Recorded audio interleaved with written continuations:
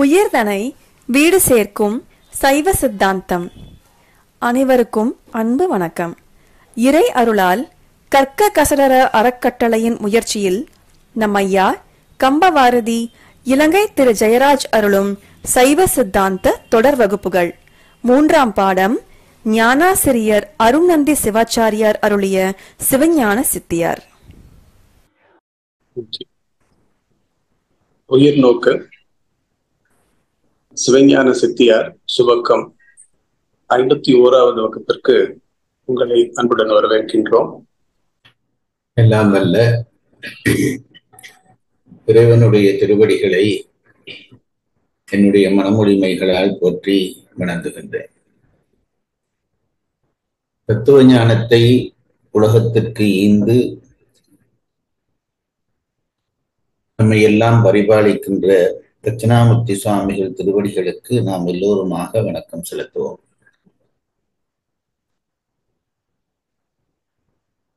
சைவ சித்தாந்தம் என்கின்ற பெரிய தத்துவத்தை தமிழ் மொழியிலே உலகத்திற்கு ஈந்து அருள் செய்த நம்முடைய சந்தான ஆச்சாரியார்கள் திருவடிகளை போற்றி மகிழ்கின்றேன். இந்த தத்துவ ஞானத்திலே விருப்பை உருவாக்கி அறிவையும் ஓரளவு தந்தவர்களாகிய குருநாதர்கள் திருவடிகளை மனமொழிமைகளால் போற்றுகின்றேன். இந்த உயிர்நோக்கு என்கின்ற சங்கமத்தை உருவாக்கி சித்தாந்த கல்வியை நாம் எல்லோருமாக கற்கும்படி செய்திருக்கக்கூடிய இளையோருக்கு என்னுடைய வாழ்த்துக்களும் வணக்கங்களும் குறித்தார்கள். சைவ சித்தாந்தம் கற்க வேண்டும் என்கின்ற அந்த விருப்பினாலே தொடங்கப்பட்ட இந்த உயிர்நோக்கு என்கின்ற சங்கமத்தில் முதலாவதாக நாம் உண்மை விளக்கம் என்கின்ற நூலை கற்க இறைவன் திருவருள் செய்தான்.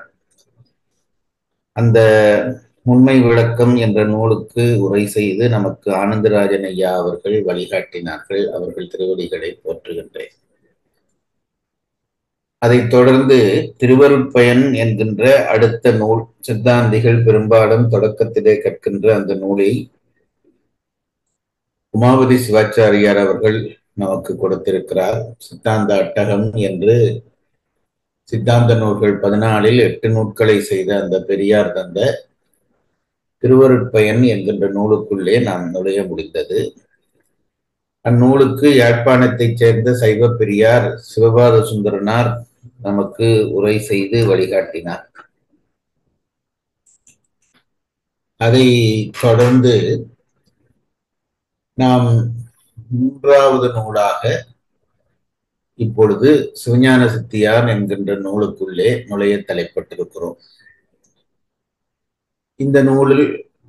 இந்த நூலுக்கு நமக்கு உரை செய்து வழிகாட்டுகிறவர்கள் யாழ்ப்பாணத்தைச் சேர்ந்த திருவிளங்கம் ஐயா அவர்கள். இந்த 3 நூல்களும் நாம் இப்பொழுது கற்றுக்கொண்டிருக்கிற நூலையும் சேர்த்து 3 நூல்களும் இறையருளாலே நமக்கு ஓரளவு விளக்கமாகி வருகிறது. ஓரளவு என்றால் நாம் விளங்க வேண்டிய பகுதியிலே 100ல் 1 பகுதி என்று கூட அதை பிரித்து கொள்ளலாம். அவ்வளவுதான் நாங்கள் உள்ளே நுழைந்திருக்கிறோம் என்று கருதுகிறேன். இந்த உரையாசிரியர்களாகிய சிவபாத சுந்தரனார், திருவிளங்கம் ஐயா அவர்களுடைய திருவடிகளை எல்லாம் போற்றி அவர்களுடைய குரு அருள் நமக்கு வாய்க்க வேண்டும் என்று பிரார்த்தித்துக் கொண்டு இன்றைய வகுப்புக்குள்ளே நுழைய வேண்டும் என்று நினைக்கிறேன்.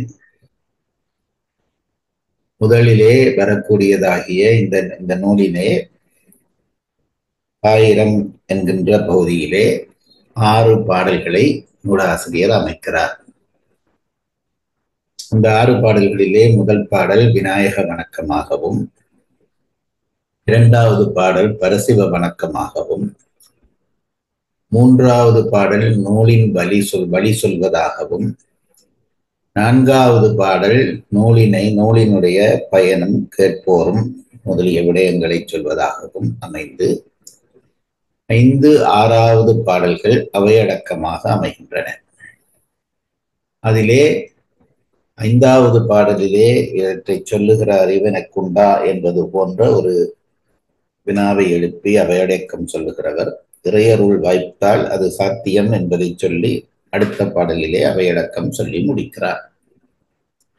இத்தோடு பாயிரவியல் முடிவடைகிறது. அதற்கு பிறகு அளவையியல் தொடங்குகிறது. அளவையியலிலே மொத்தம் 16 பாடல்கள். அந்த 16 பாடல்களிலேயும் நாங்கள் பல பிரமாணங்கள் பற்றிய விவரங்களை எல்லாம் கற்று, உண்மையை அறிவதற்கான பிரமாணங்களை பற்றிய விவரங்களை கற்று, சித்தாந்திகள் அதிலே 3 பிரமாணங்களைத்தான் அடிப்படையாக கொள்கிறார்கள். காட்சி பிரமாணம், அனுமான பிரமாணம், ஆகம பிரமாணம் என்கின்ற 3னைத்தான் அவர்கள் அடிப்படையாக கொள்கிறார்கள் என்ற விவரங்களையும் பெற்றோம்.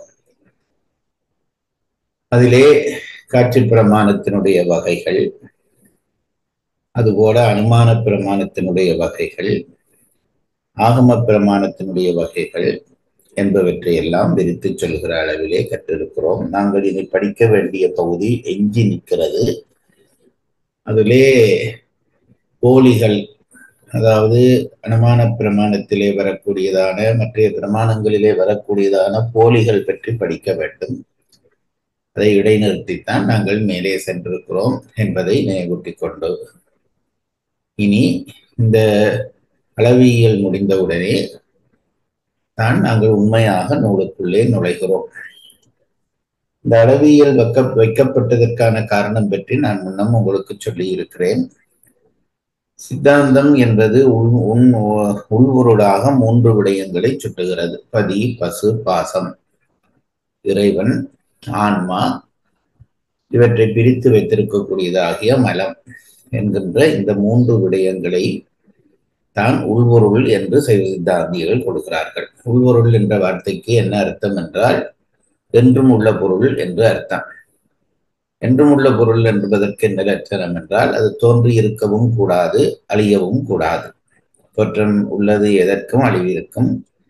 ஆகவே உள்பொருள் என்பது என்றும் உள்ள பொருள் என்று கொண்டோமானால் அதற்கு தோற்றமும் இருக்கக்கூடாது, அழிவும் இருக்கக்கூடாது. ஆகவே இந்த 3ஐயும் சைவ சித்தாந்தம் உள்பொருளாக கொள்கிறது. இறைவன் எப்படி ஒருவரால் தோற்றுவிக்கப்படவில்லையோ அதுபோலத்தான் ஆன்மாவும் தோற்றுவிக்கப்படவில்லை என்பது சித்தாந்திகளுடைய கருத்து. அது என்றைக்கும் உள்ள பொருள். பதி என்பது எப்பொழுதும் ஒன்றே ஒன்றாக இருக்கிற பொருள். பசு என்பது எண்ணுதற்கு அரியதான அளவிலே விரிந்து கிடக்கிற விஷயம். ஆன்மாக்கள் பற்பளவாக விரிந்து கிடக்கிறது. மலங்கள் அடிப்படையிலே 3: ஆணவம், கண்மம், மாயை. அதை பிறகு 5ஆக விரித்து சொல்லுகிற முறைமை உண்டு. இந்த விடயங்கள் தான் சித்தாந்தத்தினுடைய அடிப்படை பொருட்கள். இவற்றை ஆராய்வதுதான் சித்தாந்த கல்வி. பதியை பற்றி ஆராய்வது, பசுவை பற்றி ஆராய்வது, பாசத்தை பற்றி ஆராய்வது, இதுதான் சைவ சித்தாந்த கல்வியினுடைய அடிப்படை. நாங்கள் ஆராய வேண்டிய இந்த 3 விடயங்களும் சூக்கும வடிவை கொண்டவை. பதிக்கும் உருவமில்லை, ஆன்மாவுக்கும் வடிவம் எடுக்காத வரையில் உருவமில்லை, பாசத்திற்கும் உருவம் இல்லை. ஆகவே காட்சிக்குட்படாத இந்த 3 விடயங்களையும் அறிந்து ஆராய்ந்து நிர்ணயம் செய்ய வேண்டுமானால் அதற்கான கருவி நம் கைவசம் இருக்க வேண்டும். அந்த கருவியாகத்தான் அளவையியல் கருதப்படுகிறது. தர்க்க சாஸ்திரம் என்று சொல்லப்படுகிற அந்த அளவியலாகத்தான் நாங்கள் சில விடயங்களை நிறுவ வேண்டி இருக்கிறது. அந்த அடிப்படையிலே தான் நூலின் முகப்பிலே இந்த அளவியலை வைக்கிறார். அதனாலே அதிலே நாங்கள் தர்க்கங்களை, அடிப்படை தர்க்க விடயங்களை மேலே அதிலே அடிப்படை தான் படிக்கிறோம். அதில் என்ன அது நின்று பிரிய வேண்டிய விடயங்கள். நூலினுடைய தொடக்கத்திலே அதை சொல்லிவிட்டு நம்முடைய சிவாச்சாரியார் அதுக்கு பிறகுதான் நூலுக்குள்ளே நம்மை கொண்டு செல்கிறார். 21வது பாடலிலே இருந்துதான் நூல் ஆரம்பமாகிறது.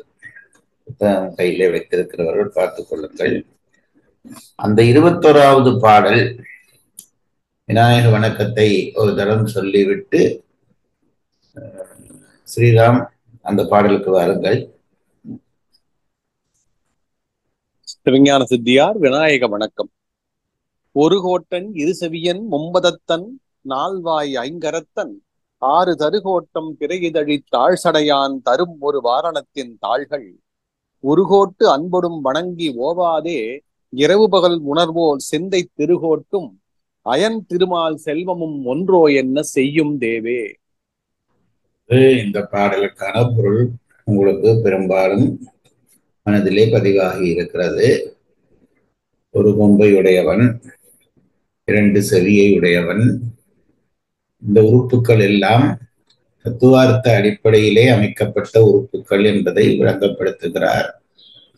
3 மதங்களை கொண்டவன். நால்வாய் என்பது தொங்குகிற வாய். யானையினுடைய வாய் தொங்குகிறபடியால் நாளுதல், தொங்குதல். நால்வாய் ஐங்கரத்தன். இதன் சொல்லுங்கள் பாட்டை. 6 தருகோட்டம் பிறைதழி தாழ்சடையான். இந்த இறைவனை தந்தவன் யார் என்றால், தலையிலே கங்கையையும் சந்திரனையும் குன்றை மரப்பூக்களையும் சூடியவனாகிய இறைவனாலே தரப்பட்டவன் இந்த கணபதி. பாடல் வரி சொல்லுங்கள். 6 தருகோட்டம் பிறைதழி தாழ்சடையான் தரும் ஒரு வாரணத்தின் தாள்கள். அந்த அவன் சிவனாலே தரப்படுகிறதாகிய அந்த விநாயகப் பெருமானுடைய தாள்களை உருகோட்டு அன்பொடும் வணங்கி ஓவாதே இரவு பகல் உணர்வோர் சிந்தை திருகோட்டும். அந்த விநாயகப் பெருமானை மறக்காமல் தொடர்ந்து வணங்குவோமானால், அதுவும் சாதாரணமாக உருகோட்டு அன்போடு வணங்குதல், உருகி ஓடுகின்ற அன்போடு வணங்க வேண்டும். அப்படி வணங்குவோமானால்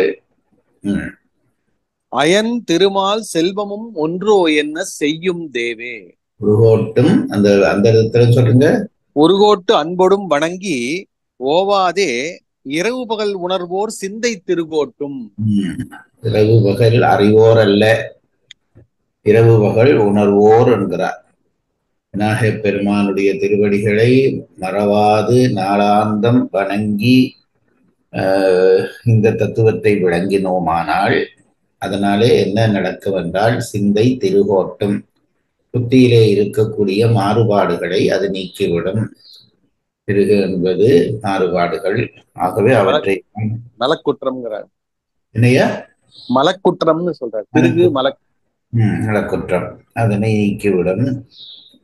அப்படி நீக்குவதனாலே வருகிற பயன் என்னவென்றால் திருமாலும் என்னது அடுத்தது அயனும் அயனும் அயன் திருமால் செல்வமும் ஒன்றோ. வைகுண்டப்பேறு, பிரம்மலோகப்பேறு இவையெல்லாம் ஒரு இதெல்லாம் ஒரு விஷயமா என்று நினைக்கிற அளவுக்கு நம்மை விநாயகப் பெருமானுடைய திருவடி உயர்த்தி வைக்கும் என்பது இந்த முதல் பாடலுடைய அர்த்தம் என்று நாம் படித்தோம். அங்கேயும் திருவருட்பயன் படிக்கிற பொழுதும் நற்குஞ்சரக்கன்று நன்னிற் கலைஞானம் கற்கும் சரக்கன்று கான் என்ற உண்மையை படித்தோம். கல்வி என்பது வெறுமனே புத்திக்குள் செலுத்துகிற ஒரு விஷயம் அல்ல. அனுபவத்திற்கு ஆகாத வரையில் கல்வியினாலே பெரும் பயன் ஒன்றும் விளையாது. வெறும் வித்தையாக மட்டும்தான் அது இருக்கும்.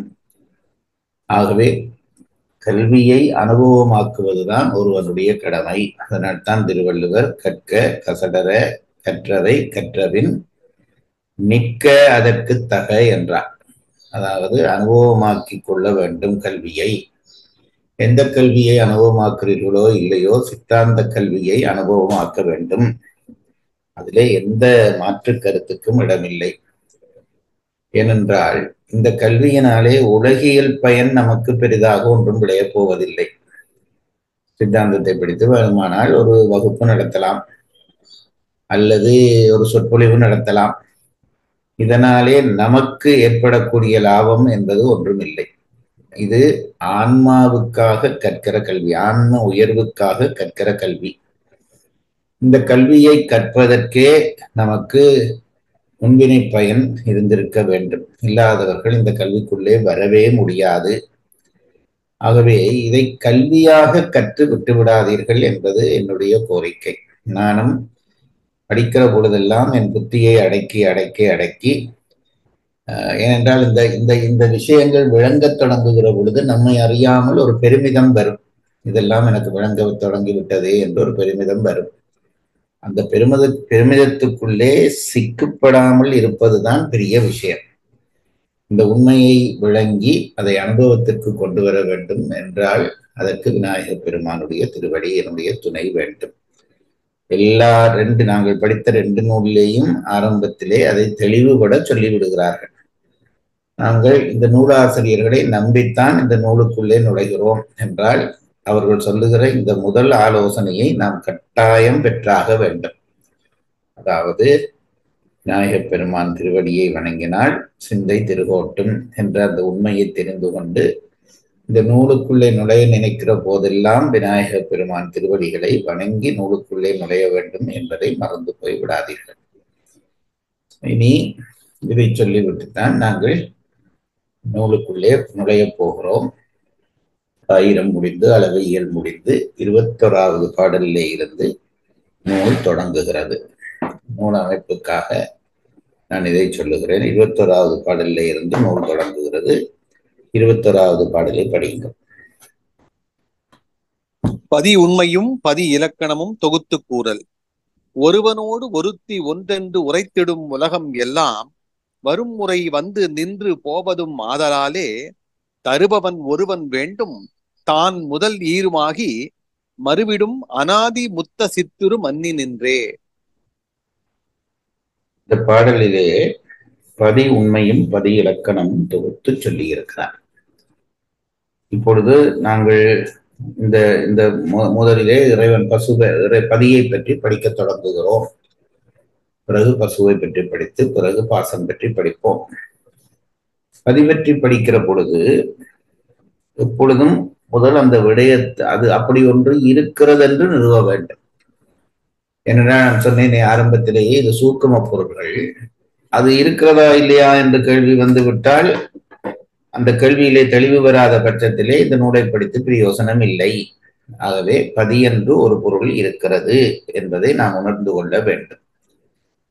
அதற்கு பிறகுதான் அதை ஆராய தொடங்க முடியும். ஒரு பொருள் இல்லை என்றே நினைத்து இருக்கிறது என்பதை உறுதிப்படுத்தாமல் விடுவோமானால் அதற்கு பிறகு அந்த விடயத்தை ஆராய்வதிலே அர்த்தம் இல்லை.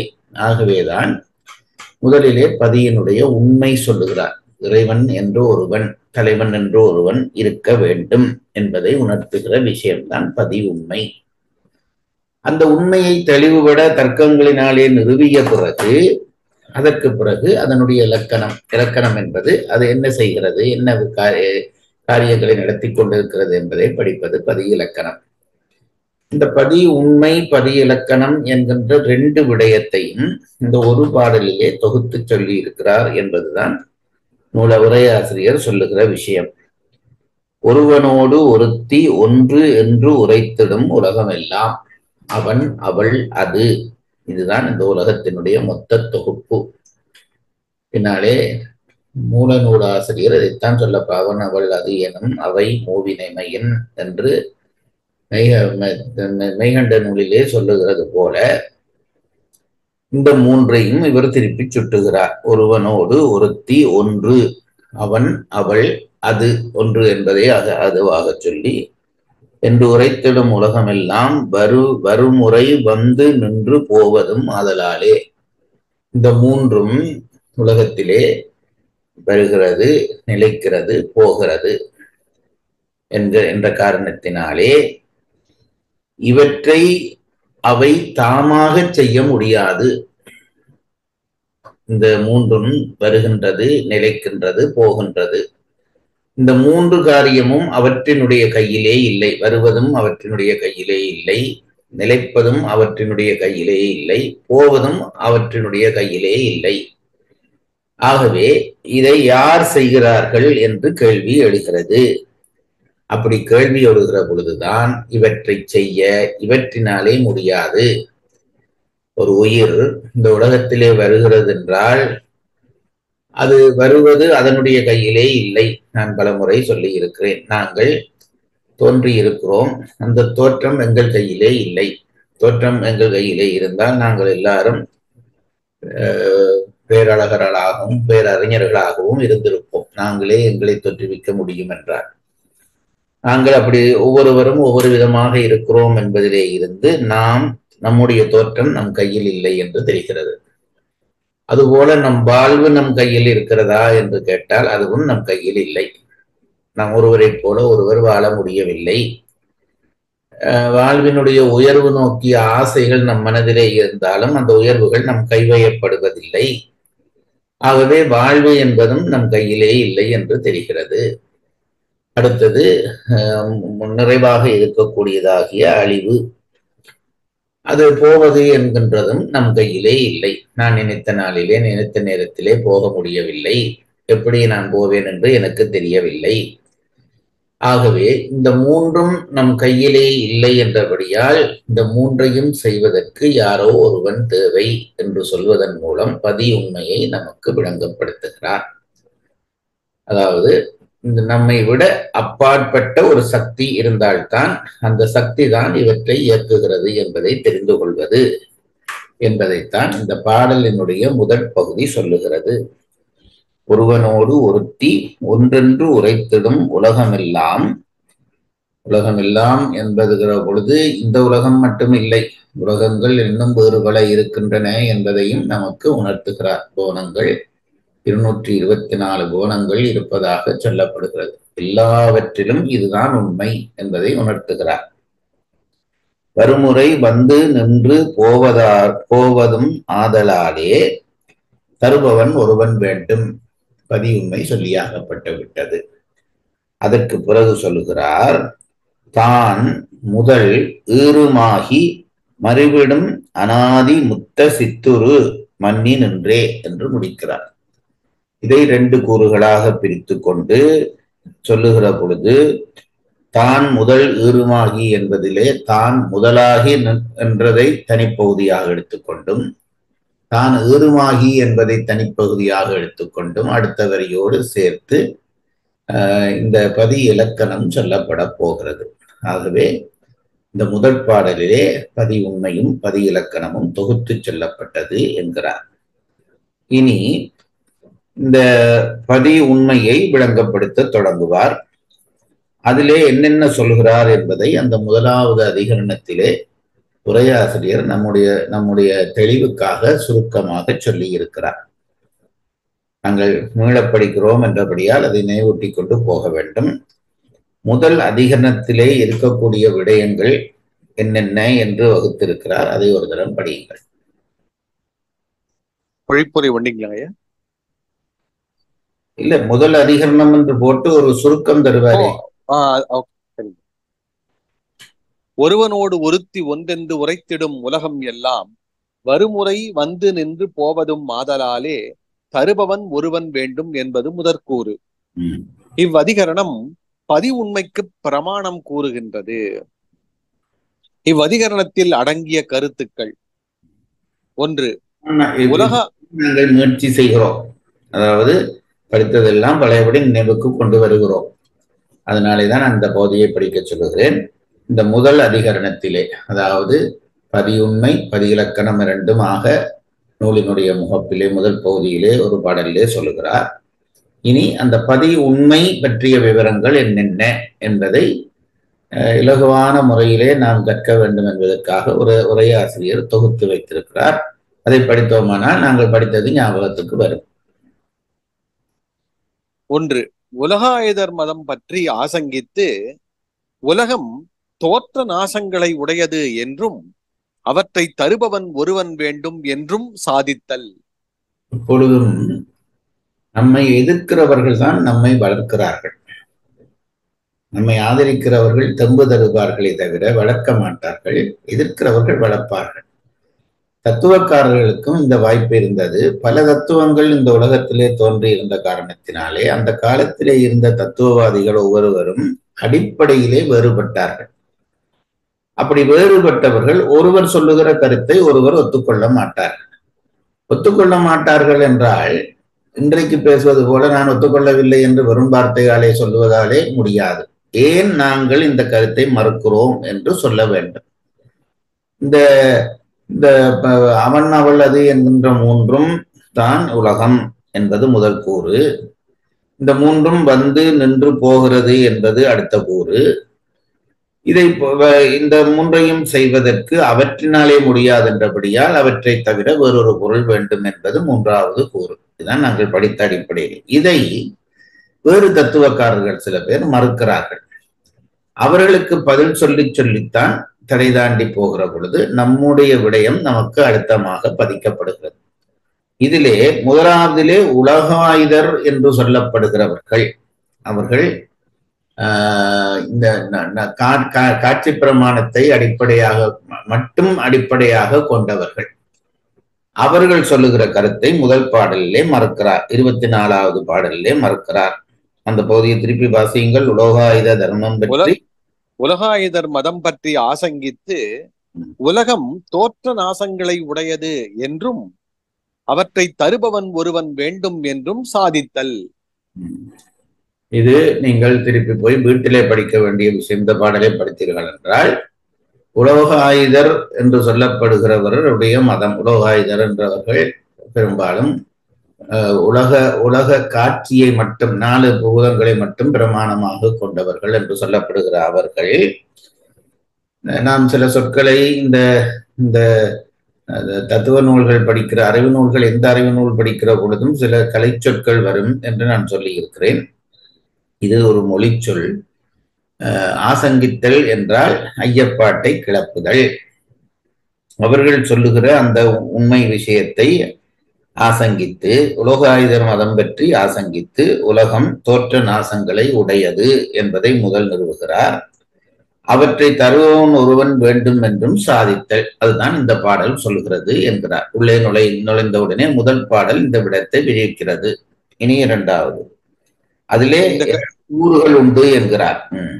இந்த கருத்தை இப்பாடல் 22 24 வரை சொல்கிறார். அதில் உட்பிரிவு உலகம் தோற்ற நாசங்களை உடையது என்பதை பாடல் 22 மூலம் விளக்குகிறார். தோற்ற நாசங்களை தரும் கருத்தா ஒருவன் வேண்டப்படும் என்பதை பாடல் 23 மற்றும் 24 சொல்கிறார். 2வது குறிப்பு, சௌத்திராந்திகர் மதம் பற்றி ஆசங்கித்து உலகம் சர்க்காரிய முறைப்படி தோன்றி ஒடுங்கும் என்றும் அவற்றை தருபவன் ஒருவன் வேண்டும் என்றும் சாதித்தல். பாடல் 25 முதல் 27 வரை. அடுத்த மத கொள்கையாளர்கள் சௌத்திராந்திகர்கள் என்று சொல்லப்படுகிறவர்கள், அவருடைய கருத்தை வைத்து ஆராய தலைப்பட்டு உலகம் எப்படி தோன்றுகிறது என்றால், உலகத்திலே உயிர் பொருள், சடப்பொருள் என்று 2 வகை உண்டு. அவன் அவள் என்பது உயிர், அது என்பது சடம். இந்த உலகம் உயிரும் சடமுமாக கலந்து கிடக்கிறது. முருகேசன் அவர்கள் அதை தெளிவாக சொன்னார்கள். அது சொன்னதன்படி உயிர் பொருள்களினுடைய தோற்றம் அவற்றினுடைய வினையினாலே ஆகிறது. சடப்பொருளுடைய தோற்றம் எப்படி தோன்றுகிறது என்றால் சர்க்காரிய முறைப்படி தோன்றும் என்கிறார்கள். சர்க்காரிய முறை என்றால் என்னவென்றால், அது ஒரு அடிப்படையாக இந்த தர்க்கவாதிகள் எல்லாரும் ஏற்றுக்கொள்ளுகிற ஒன்று. உள்ளதுதான் தோன்றும், இல்லது தோன்றாது என்பது அவர்களுடைய கொள்கை. அதாவது அதை விளங்கப்படுத்துகிற பொழுது சொல்வார்கள், நூலிலே இருந்து புடவை தோன்றும், நூலிலே இருந்து பானை தோன்றாது. அதுபோல மண்ணிலே இருந்து பானை தோன்றும், மண்ணிலே இருந்து புடவை தோன்றாது. ஆகவே உள்ளதிலிருந்து தான் உள்ளது தோன்றும் என்பதைத்தான் சர்க்காரியவாதம் என்று சொல்லுகிறார்கள். அதை இந்த சௌத்திராந்திகளுடைய கருத்தை ஆராய்கிற பொழுது உலகம் சர்க்காரிய முறைப்படி தோன்றி ஒடுங்கும், உள்ள பொருள் ஒன்றிலே இருந்து அது வெளிப்பட்டு பழையபடி அதற்குள்ளேயே ஒடுங்கும் என்று சொல்லுகிறார்கள். அப்படி உள்ளதாக கருதப்படுகிற பொருள் மாயை, மாயையிலிருந்துதான் உலகம் தோன்றி ஒடுங்குகிறது என்று பின்னாலே விவரமாக படிக்கப் போகிறோம். அதில் உட்பிரிவு, இல்பொருள் தோன்றாது உள்பொருள் தோன்றும் என்பதை பாடல் 25 இதிலே இன்னொரு விஷயம் சொல்ல வேண்டும். மாயையிலே இருந்துதான் உலகம் தோன்றுகிறது என்றால் மாயையும் சடம். ஆகவே அதுவாக உலகத்தை தோற்றுவிக்க முடியாது. அதிலே இருந்து உலகத்தை தோற்றுவிக்க ஒருவன் வேண்டும். எப்பொழுதும் ஒரு பொருள் தோன்றுவதற்கு 3 காரணத்தை இவர்கள் வகுத்துக் கொள்கிறார்கள். முதற்காரணம், துணை காரணம், நிமித்த காரணம் என்று 3 காரணங்கள். மண்ணிலே இருந்து பானை தோன்றுகிறது என்று சொல்கிறோம். மண்ணிலே இருந்து பானை தோன்றுவதற்கு முதல் காரணமாக இருப்பது மண். மண் இல்லாவிட்டால் பானை என்று ஒன்று தோன்ற முடியாது. முதற் காரணம் என்ற அந்த வார்த்தைக்கு என்ன அர்த்தம் என்றால், தோன்றிய பொருளோடு அது எப்பொழுதும் இருக்க வேண்டும். அதுதான் முதற்காரணம். ஆகவே முதற்காரணமாகிய மண், இது மண், பானைக்கு முதற்காரணமாக மண் இருக்கும். பானை மண் இருந்தால் போல் பானை தோன்ற முடியாது. அதை பானையாக்குவதற்கு திரிகை கல் என்கின்ற கல் தேவை. ஆகவே அது துணை செய்கிற காரணம். மண் தான் முதல் காரணம், அடுத்தது துணை காரணம். ஆகவே திரிகையை துணை காரணம் என்று சொல்வார்கள். இவை இரண்டும் சடமாக இருக்கிறபடியால் மண் தானாக எழும்பி வந்து திரிகையிலே இருந்து பானையாக மாட்டாது, அல்லது திரிகை மண்ணை தூக்கி தன் மேலே வைத்துக் கொண்டு பானையாக்க முடியாது.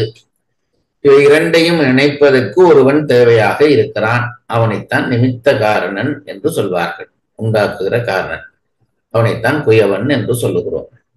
இதுபோல இந்த உலகத்தை தோற்றுவிப்பதற்கும் ஒரு முதற் காரணம், துணை காரணம், நிமித்த காரணம் என்ற மூன்றும் தேவை என்பதை சொல்லிவிட்டு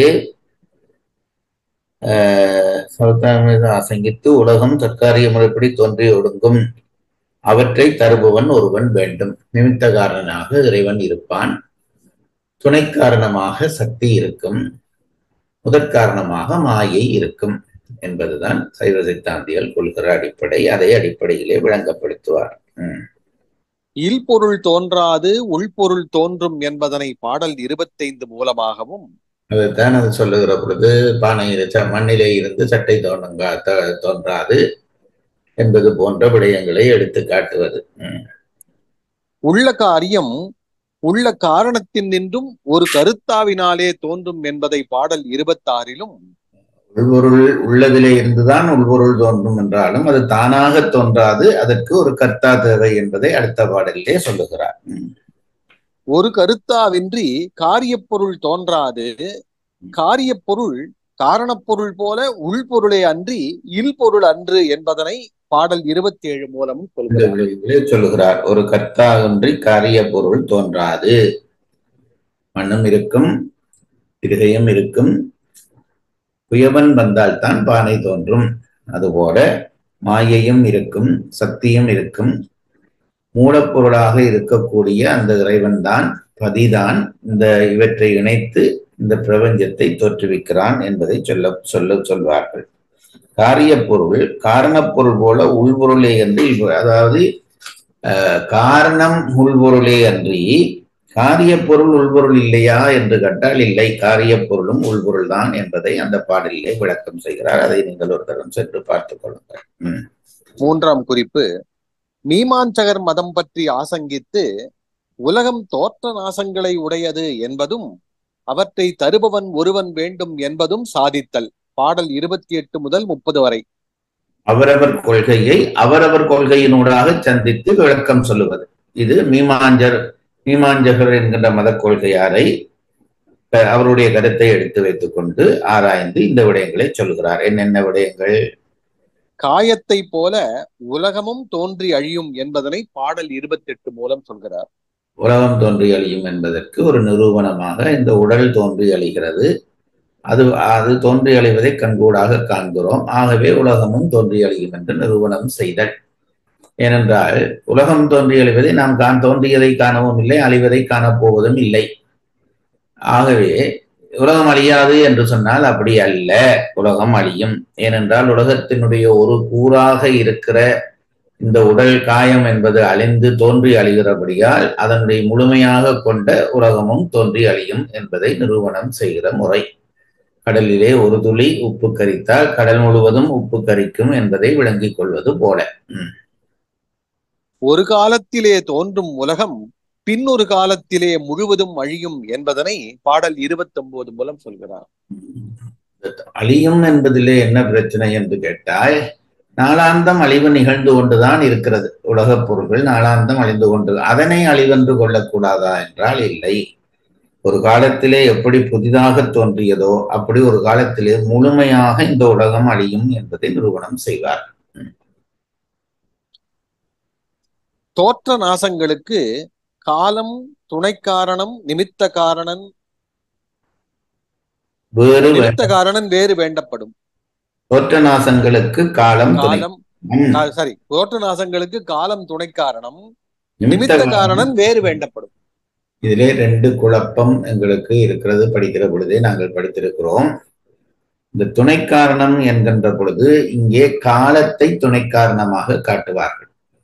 காலம் துணை காரணம் என்கிறார்கள். ஆனால் உண்மையிலே சக்தி தான் துணை காரணம் என்று நாங்கள் பின்னாலே படிக்கப் போகிறோம். சக்தியினாலே இயக்கப்படுகிறதுனாலே காலத்தை இங்கே துணை காரணமாக முதல் நிலையிலே சொல்கிறார்கள் என்பதை நாம் தெரிந்து கொள்ள வேண்டும். அது பின்னாலே வருகிற பொழுது அதை சுட்டி காட்டுகிறேன். இங்கே தோற்ற நாசங்களுக்கு காலம் துணை காரணம், நிமித்த காரணம் வரும். காலம்தான் துணை காரணமாக இருக்கிறது. ஆனால் காலத்துக்கும் அறிவில்லாதபடியால் அது தானாக அதை செய்ய முடியாது என்றபடியால் அறிவுள்ளவனாகிய ஒரு நிமித்த காரணன் வேண்டப்படும் என்பதை நிரூபணம் செய்தார். தார்க்கிகர் மதம் பற்றி ஆசங்கித்து உலகிற்கு முதற்காரணம் மாயை என்பதும் அது மாயையின் நின்று சர்க்காரிய முறைப்படி தோன்றி ஒடுங்கும் என்பதும் இவற்றை தருபவன் ஒருவன் வேண்டும் என்பதும் சாதித்தல். பாடல் 31 முதல் 37 வரை மனதிலே வைத்துக் கொள்ளுங்கள். சிவஞான சித்தியார் சுபக்கம் பரபக்கம் என்று இரண்டாக பிரிக்கப்படுகிறது. சுபக்கம் என்பது தம் கொள்கையை நிறுவுதல், பரபக்கம் என்பது மற்றவர் கொள்கையை நிராகரித்தல். இப்போ நாங்கள் படிக்கிற பொழுது படிக்கிறோம், இன்னார் கொள்கையை ஆசங்கித்து படிக்கணும், இங்கேயே வந்து விட்டதே, மற்றைய மதத்தாருக்கான மறுப்பு வந்து விட்டதே, அப்ப சுபக்கத்துக்குள்ளேயே பரபக்கம் இருக்கிறதா என்று கேட்டால், இங்கே இருக்கக்கூடியதான இந்த மறுப்புகள் நம் கொள்கையை நிறுவுவதற்காக ஏற்றுக்கொள்ளப்பட்ட மறுப்புகள். அவர்களை நிராகரிப்பதல்ல இந்த கொள்கையினுடைய. அங்கே பரபக்கத்திலே மற்றவர்களை மறுப்பதற்காகவே அதை செய்திருப்பார். அதனுடைய நான் படித்ததும் இல்லை, கேள்விப்பட்டதை வைத்துக் கொண்டு சொல்கிறேன். இங்கே வருகிற விஷயங்கள் நம் கொள்கையை நிறுவுவதற்கு அவர்கள் கொள்கையை ஒரு தளமாக வைத்துக் கொண்டு அடுத்தபடியிலே ஏறுவதுதான் இந்த முயற்சி என்பதையும் நாம் தெரிந்து கொள்ள வேண்டும். தார்க்கிகர்கள் என்று ஒரு மத கொள்கையினர் இருக்கிறார்கள். அவர்களுக்கு அந்த கொள்கையை வைத்துக் கொண்டு ஆசங்கித்து என்ன சொல்ல போறார் என்றால், உலகத்திற்கு முதற்காரணம் மாயை என்பதும் மாயை நின்று சர்க்காரிய முறைப்படி தோன்றி ஒடுங்கும் என்பதும் இவற்றை தருபவன் ஒருவன் வேண்டும் என்றும் சாதித்தல். மாயைதான் முதல் காரணம். அந்த மாயையிலே இருந்து உள்ளதிலே இருந்து உள்ள பொருள் தோன்றுவதாக இந்த விடயங்கள் தோன்றும். இந்த மேற்சொன்னதாகிய விடயங்கள் தோன்றி ஒடுங்கும். இவற்றை தருபவன் ஒருவன் வேண்டும். தோற்றுவிப்பதற்கும் ஒருவன் வேண்டும், அதை ஒடுக்குவதற்கும் ஒருவன் வேண்டும். இதுதான் அடுத்தவர் கொள்கையை வைத்துக் கொண்டு நம் கொள்கையை நிறுவுகிற அடுத்த விஷயம் இதுதான். அணுக்கள் உலகிற்கு முதற்காரணமாகா என்பதனை பாடல் 31 மூலம் சொல்கிறார். சில பேர் அணுக்கள் தான், இந்த அணுக்கள் சேர்ந்துதான் இந்த உலகம் பிரபஞ்சம் தோன்றுகிறது, இன்றைய விஞ்ஞானமும் அதைத்தான் நம்புகிறது. அணுக்கள் தான் முதற் காரணம் என்கிறார்கள். இவர்கள் இல்லை, அணுக்கள் அல்ல, மாயை தான் முதற் காரணம் என்று கொள்கையுடையவர்கள் அதை நிறுவுகிறார் முதற் பகுதியிலே. மாயை உலகிற்கு முதற் காரணம் என்பதனை பாடல் 32 மூலமும், அணுக்கள் காரிய பொருள்கள் ஆதலால் முதற் காரணமாகா என்பதனை பாடல் 33 மூலமும், அணுக்கள் காரிய பொருள்கள், அவை காரண பொருட்கள் அல்ல, ஆகவே அதனை முதற் காரணம் என்று சொல்ல முடியாது என்கிறார். மாயை முதற் காரணம் என்பதற்கு பிரமாணம் பாடல் 34 சொல்கிறார்.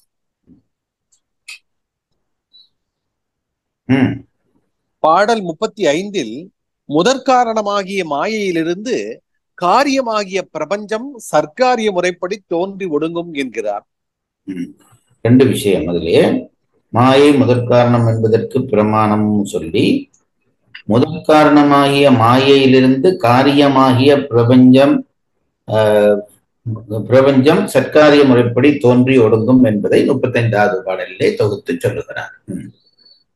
பாடல் 36 பிரபஞ்சம் நித்த பொருள் என்கிறார். பிரபஞ்சத்தை நித்த பொருள் என்று சொல்கிறார். பாடல் 37 பிரபஞ்சத்தின் தோற்ற ஒடுக்கங்கள் கருத்தாவினால் ஆகும் என்பதனை சொல்கிறார்.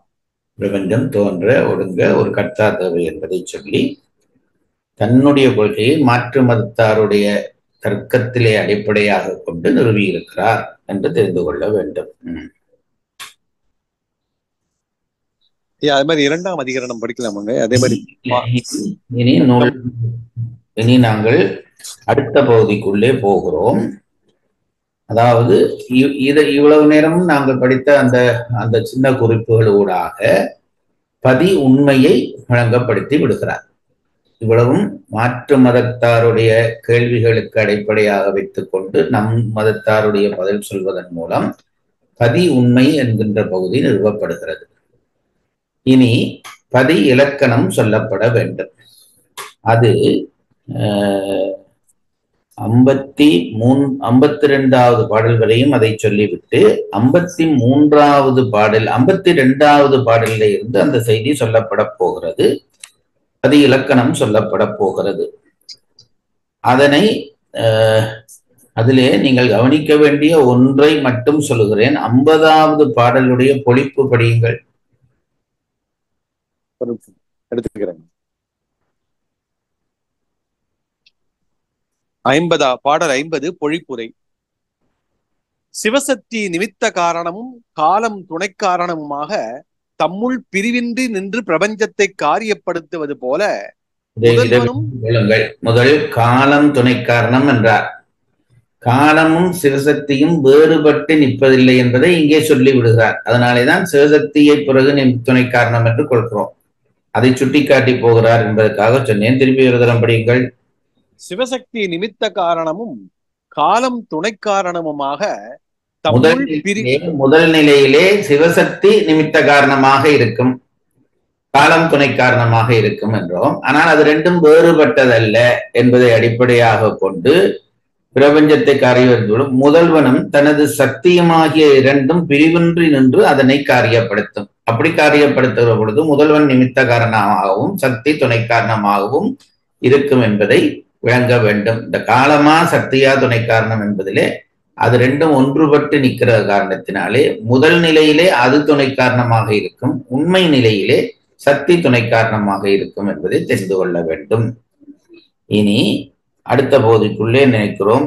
தான் அந்த முதல் பாடலிலே வருகிற 2வது பகுதி தருபவன் ஒருவன் வேண்டும் என்பதற்கு பிறகு தான் ஈறுமாகி அனாதி முத்த சித்துரு மண்ணினின்று மறிவிடும்.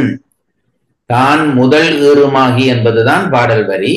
இங்கே தான் ஈறுமாகி என்றால் தானே தான் அதற்கு முடிவாக நின்று இந்த உலகத்தை தோற்றுவிப்பான் என்பதை சொல்லுகிற பகுதிகள் 52 இருந்து 57 வரை சொல்லப்படுகிறது. அந்த பகுதியை வாசியுங்கள். தான் ஈருமாகி அனாதி முத்த சித்துரு மன்னி நின்று மறிவிடும். இது 2ஆம் பிரிவு. பாடல் 52 முதல் 57 வரை. ஒடுங்கிய பிரபஞ்சத்தை சங்காரக் கடவுளே தோற்றுவிப்பன் என்பதனை பாடல் 52 மூலமும் யார் தோற்றுவிக்கிறது? படைப்பு கடவுள், காத்தல் கடவுள், சங்கார கடவுள் என்று 3 கடவுள்கள் இருக்கிறார்கள். இந்த ஒடுக்கப்பட்ட உலகம் தோற்றுவிக்கப்படுவது எவரால் என்ற கேள்வி வரும். ஒருவன் படைப்பவன், அடுத்தவன் காப்பவன், அடுத்தவன் சங்காரம் செய்பவன், அழிப்பவன் என்று பொருள். இதிலே ஒடுக்கப்பட்ட பிரபஞ்சத்தை பிறகு யார் தோற்றுவிப்பான் என்றால், ஒடுக்கப்படும் என்ற உண்மையில இருந்து என்ன தெரிகிறது? தோற்றுவிப்பவன், காப்பவன் எல்லாரும் ஒடுக்கப்பட்டு விடுவார்கள். எவன் ஒடுக்குகிறானோ அவன்தான் மிஞ்சி நிற்பான். இந்த உண்மை தெரிந்தால் பிறகு இந்த உலகம் தோற்றுவிக்கப்படுகிற பொழுது யார் ஒடுக்கினானோ அவன்தான் தோற்றுவிக்க வேண்டும். அவன்தான் படைப்பு கடவுளை உருவாக்கி காத்தல் கடவுளை உருவாக்கி பிறகு தோற்றுவிக்க வேண்டும். அந்த உண்மையை தர்க்க ரீதியாக நிறுவுகிறார்கள். ஒடுக்கிய பிரபஞ்சத்தை சங்கார கடவுளே தோற்றுவிப்பன் என்பது அடுத்த நாங்கள் படித்த பாடல். முத்தொழிலும் செய்தல் பற்றி முதல்வன் விகாரி ஆகான் என்பதனை 53ஆம் பாடல் மூலம் சொல்கிறார். விகாரி என்பது வேறுபட்ட தொழில்களை உள்ளடக்கிய விஷயம். இறைவன் படைக்கிறான், காக்கிறான், அழிக்கிறான். படைப்பதுதான் அவனுடைய இயல்பா என்றால் காத்தலும் செய்கிறான், காத்தல் தான் அவனுடைய இயல்பா என்றால் அழித்தலும் செய்கிறான். அப்போ வேறுபட்ட தொழிலை செய்கிறபடியால் இவனுக்கு விகாரம் உண்டு என்று சொல்ல வந்தால் அப்படி இல்லை என்பதை அந்த பாட்டிலே நிரூபிக்கிறார். முத்தொழிலும் செய்யும் உரிமை சங்கார காரணனுக்கே உடையது என்பதனை பாடல் 54 மற்றும் 55 நிறுவுகிறார். முத்தொழிலும் செய்யும் உரிமை சங்கார காரனுக்கே உரியது. அதனாலேதான் நாங்கள் சிவனை முதல் கடவுளாக கொள்கிறோம் சைவர்கள். காரணம் என்னவென்றால் அவனால் தான் அவன்தான் முத்தொழிலும் செய்வதற்கு உரிமையுள்ளவன். அதை எப்படி என்று கேட்டால், பிரம்மன் படைக்கிறான், திருமால் காக்கிறான். ஆனால் அழிக்கிற கடவுள் எல்லாவற்றையும் ஒடுக்குகிற பொழுது அவர்களையும் சேர்த்து ஒடுக்கி விடுகிறார்.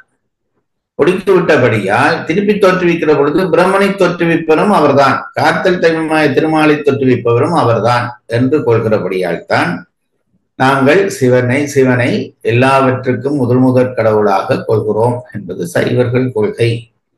இது சரிதானா என்றால் சரியாக இருக்கலாம் என்றுதான் பதில் சொல்ல வேண்டுமே தவிர, ஒவ்வொருவர் ஏற்றுக்கொள்கிற கொள்கையின்படி அவரவருக்கு அவரவர் உரிமை வரும். ஆகவே நம்மை பொறுத்தளவிலே நமக்கு முதற் கடவுள் சிவம். இதைத்தான் நாம் எடுத்துக்கொள்ள வேண்டும். பாடல் 56 மூலம் முத்தொழிலும் செய்தற்கு காரணம் சொல்கிறார். ஏன் செய்கிறார்? முத்தொழிலையும் செய்கிறார் என்று வைத்துக் கொண்டோம். இறைவனுக்கு வேற வேலை இல்லையா? முத்தொழிலையும் ஏன் செய்ய வேண்டும் என்பதற்கான காரணம் சொல்லப்படுகிறது. அது எத்தனையாவது பாடலிலே? 56 வரைக்கும் படிச்சுட்டோங்க. நம்ம 57 பாதி படிச்சிருக்கோம். அதுதான் நிக்கிறோம். 57 ஐந்தொழிலும் அருட்செயல் என்பதனை 57 சொல்கிறார். அதுதான் நம்ம பாதி படிச்சிருக்கோம். படைத்தல், காத்தல், அழித்தல், மறைத்தல், அழித்தல், அருளல் என்கின்ற ஐந்தொழிலும் செய்கிறார் இறைவன் என்றால், இந்த அருட்செயல் என்று அதற்குள்ளே ஒன்று, இந்த ஐந்திலே ஒன்று அருளல்.